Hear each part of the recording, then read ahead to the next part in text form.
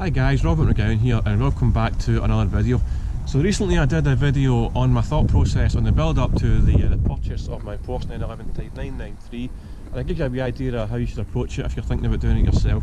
If you've not checked it out, then have a look. I think you'll enjoy that video, and naturally as a follow on to that I thought I would do a quick review of my car that we've got here today, so that you have a kind of understanding of what to expect and if you want to buy yourself a Porsche 911 Type 993 1995. I did say in the previous video, if I was looking for a 993 again today, then me personally, I would certainly go for a C2 manual, probably 1995 again, for reasons that we'll discuss in the video, but obviously it's your choice. So here it is, just turn around. Actually it's a good time to see this car because it's really filthy. This car spends most of its time being polished to within an inch of its life, as I've said. But today it's all grubby and kind of hand. It's still quite clean, but it's certainly due a clean, which we'll be getting soon. I've just been very busy recently, but yeah, it definitely will be getting the full valet treatment very soon. Replaced the Type 964 that came before it, and as it's often been said about these cars, it is indeed the last of the air-cooled 911s before they went water-cooled.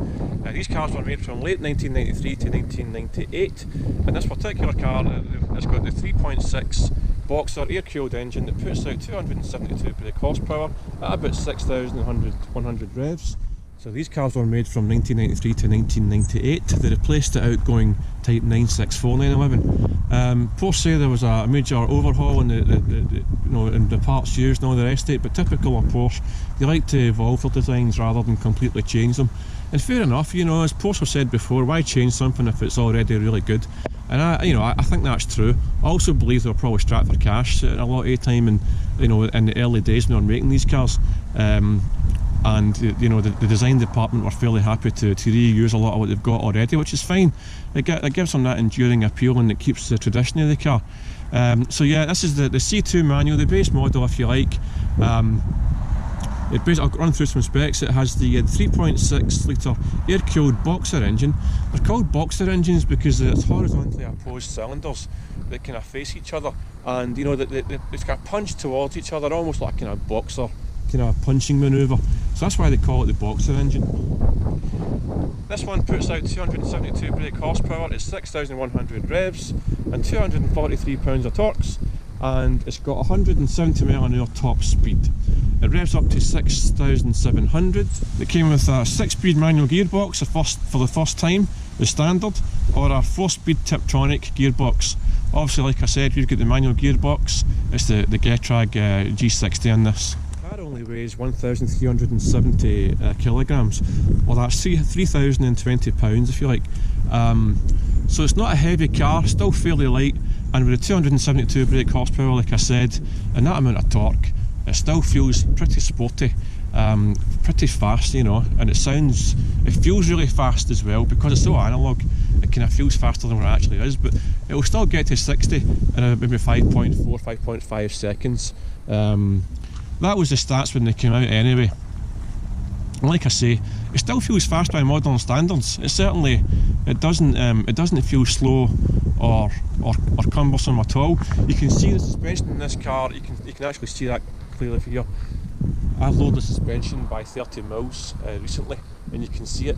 And by the way, I haven't had a few more miles under my belt since I replaced it recently. I can say that it's made quite a big noticeable difference, and it's been a very worthwhile upgrade. Apart from that, this car's completely standard.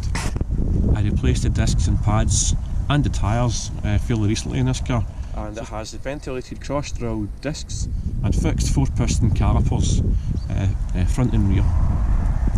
They do a great job of braking. The braking is one of the big aspects of this car that you really notice. The braking is superb. The base model, the Type 993 base model, landed in the UK in late December 1993, and at that point, like I say, the base model had a price point of about £53,000 with the extras. It's about $60,000, which is kind of ironic a little bit, I suppose, because right now cars like this are doing about £50,000 to £55,000 in the UK. We saw a wee appreciation hike fairly recently, just like a lot of classic cars have. The 993s appreciated quite a bit over the years. It's always been a desirable car, but it has seen a wee bit of depreciation. That's one of the things that people say to me, is it too late to buy one, or is it too expensive? That's quite a chunk of money, I appreciate that, you know. It really depends though. I mean, my personal opinion is, you know, these cars hold their money really well. In fact, they might even appreciate a little bit further. Obviously you got you offset your driving costs and your running costs as well. But are they too expensive to buy now? I don't. If you can afford it, guys, I don't think so, because you know you're parking your money fairly safely. So although the price of entry is a bit more expensive than it used to be, you still get your money back come resale. Especially if you read my Porsche books, and I'll show you how to do it. So I don't think it's too late to buy one, and if you're in the market for one, I would certainly still be thinking about it quite seriously. So as always, as you'd expect, there were some improvements over the outgoing 964. The 993 now had a bit more power, new standard 6-speed gearbox, more offset front and rear wheels, wider standard rear tyres, larger front brakes, and a new Bosch ABS system. These were all improvements over the previous car. And it improved how it drives. One of the other major things, the big improvement with this car as well, was the multi-link rear suspension subframe, which was made to try and kind of help dial out the understeer, or the snap oversteer I should say, with these cars. You've probably read before, like when these cars, the 911s, used to have a reputation for spinning you backwards, maybe through a hedge if you came off the accelerator mid-corner. The snap oversteer would happen if you basically went into a corner too fast and you came off the accelerator. By the way around that is just to do your braking on the straights and to not come off the brake mid-corner. So you brake on the straights, dual braking round the corner. Once you hit the apex of the corner, you could then use the traction, weight and traction at the back of this car to slingshot you back out of the corner. Takes a wee bit of getting used to and a bit of adjusting the driving style, but once you do it, it's pretty good. So yeah, big improvements over the previous car. The multi-link rear suspension was used in the 996 as well and beyond, so Porsche kept using that. But you know, visually it's just got these lovely, it's got this lovely kind of Coke bottle profile, kind of white, narrows in here, comes out at the back end here, and obviously the front's been flared a little bit as well, so a bit more aerodynamic. It's got less drag, it's got a better drag coefficient than the previous car had, and to be honest, I think it's probably one of the most beautiful 911s. I'm biased, of course, I would say that because I've got one, but a lot of people agree that it's one of the most beautiful type 911s that's ever been made. In fact, quite often I've heard like people say that it is the best 911 ever made for various reasons. I understand the engineers at Porsche, they call it the king of Porsche, the 993, because it was a pinnacle of the air-cooled evolution, and by that point in time they'd spent so much time and money developing this car that it really was the top of the tree, you know, and a lot of the engineers at Porsche actually do drive and own these cars because of that. It's often seen as the pinnacle, the zenith of, if you like, of Porsches, and some people think it's Porsche's finest hour. These are the last of the hand-built Porsches, and you know they weren't mass-produced. Only 68,000 units were produced worldwide, of which 4,479 came to the UK, and with this model, only 225 993s came to the UK in 1995, and only some of them are manual gearbox. So it's small numbers, guys. You know, it's not a mass-produced car. That's probably why you don't see a lot on the road as well these days. Although they're quite often tucked away in garages as, you know, as investment pieces. I personally like to drive mine. I bought this car to drive and enjoy, and I think that's probably the best thing for them, because Porsches like to be used. You see, you think about garage queens and, you know, cars with really low mileages. Often these cars can suffer from kind of problems with like seals drying out and various other issues. Porsches like to be used, guys, and they like, as long as they're well maintained and well looked after, a high mileage Porsche shouldn't be a problem. They were designed to be daily drivers, you know, and you can still do that if you want, albeit it just takes a wee bit of adjusting as well to live with. I'll show you inside.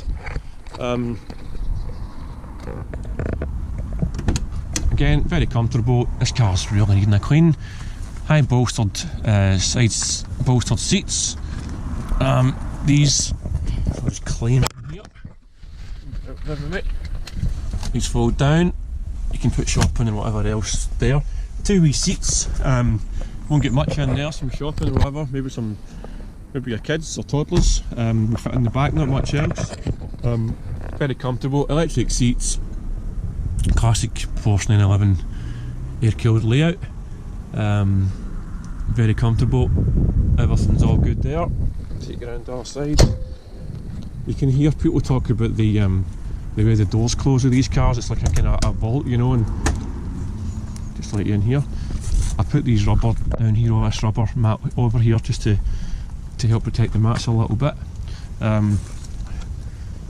So that the front bonnet is with a lever there, and we've obviously got a trunk. We've got trunk space in here, and round this side, the rear lid opens up like so. Interestingly, also while we're here, the wee the fuel lid here is a wee kind of thing that you push here and up it pops. You see that? It's a wee quirky part of the car. So to open the fuel flap, you kind of pull this wee thing and up it pops. And obviously the fuel goes in here, and that's where your water goes for your jets for your windscreen. Quite quirky. You can see the engine. This is obviously due quite a clean, but you can see the air-cooled engine here. I'll be getting cleaned soon. Quite a big engine, quite a small space. Again, it's all standard. See the big fan here, character trait.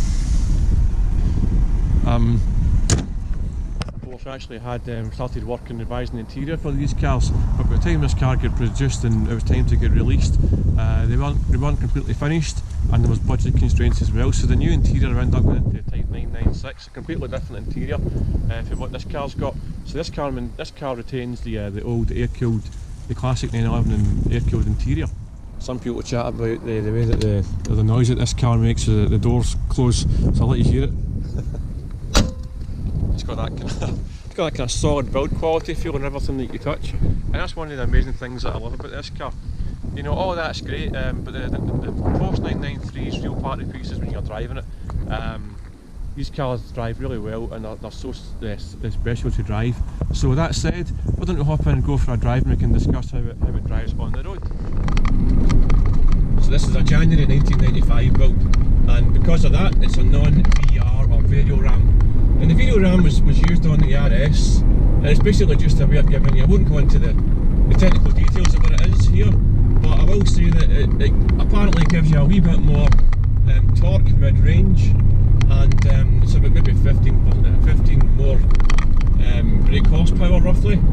To be honest, these cars are now at an age where you might not notice that in a car. I wouldn't say they're particularly worth the potential premium over a non-VR like this. In fact, some people spoke about the VR models having a wee bit of kind of long gearing, because they changed the gearing with the VR models in '96, I think it was. They did have when the VR first came out, it was in the late '95 models with the shorter ratio gearbox, which is what I've got in this.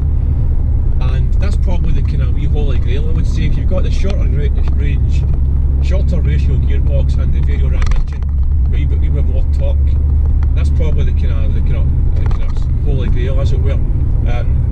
But the majority did have longer gear ratios, and some people complained the gearing's a wee bit too long in the video RAM.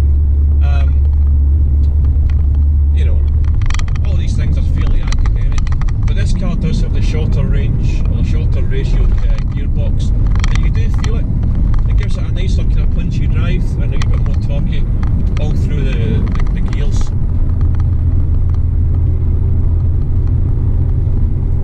As for fuel MPG, well, to be honest, I've never actually worked it out on this car. When it needs fuel, I just, you know, fuel it back up again.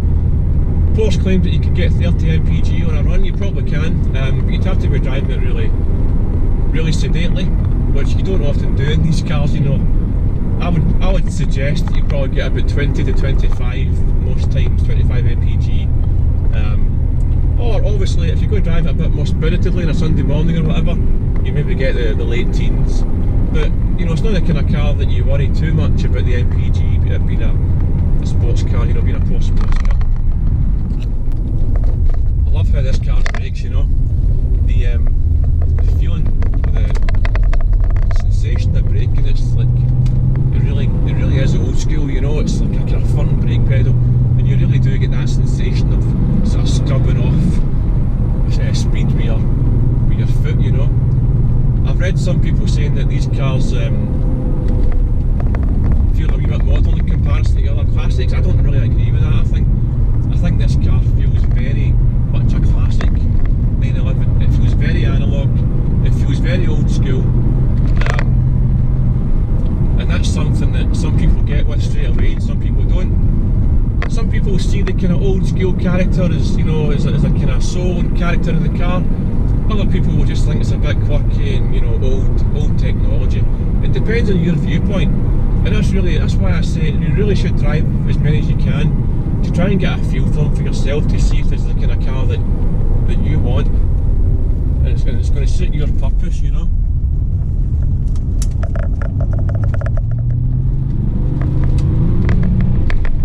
Of course, you can't drive it without, you know, being a bit mesmerised by that lovely characterful air-cooled engine.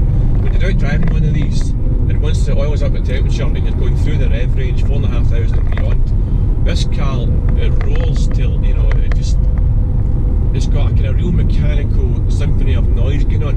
It's dead distinctive, and it's very much air-cooled 911, you know. It's so distinctive, and it's an amazing sound, and it sort of dominates the driving experience, if you like. If you're driving at speed, it's quite wonderful, and it's one of the reasons that these cars get under your skin the way they do.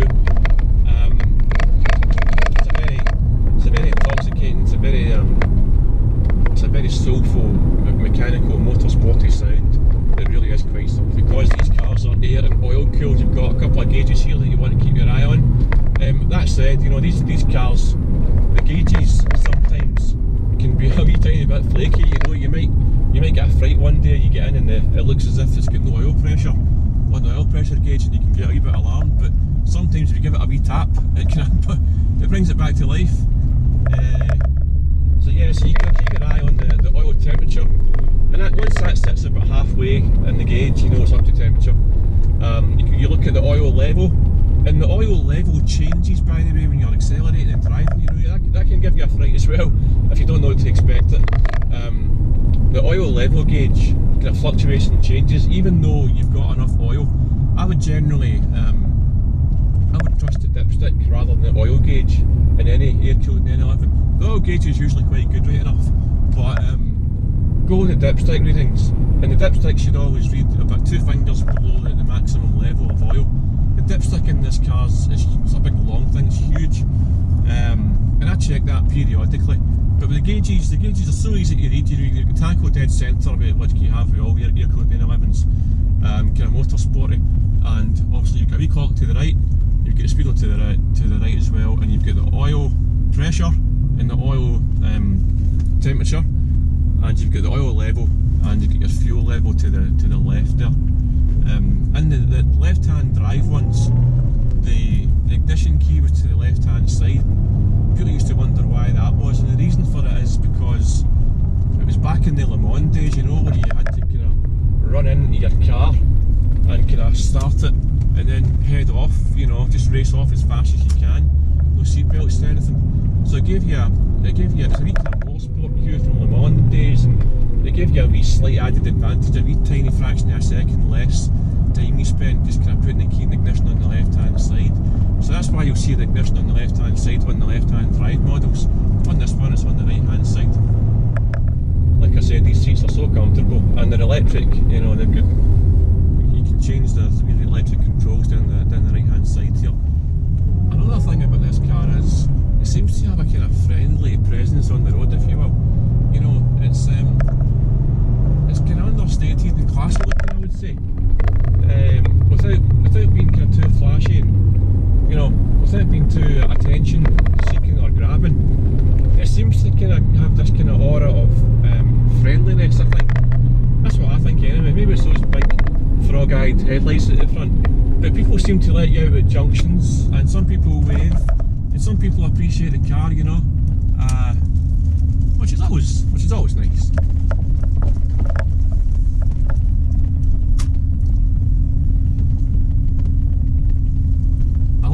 car, you know, I love how it's so beautiful and it's so pretty, and at the same time kind of understated and I would say classy looking. Guys, that just about wraps up this video. Thanks a lot for watching, I do appreciate it. Our subscriber count is steadily growing, so if you haven't subscribed already, please consider subscribing and liking the videos and sharing them.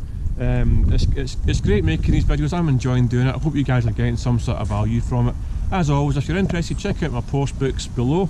I think you'll enjoy them, and until the next time guys, I'll see you later.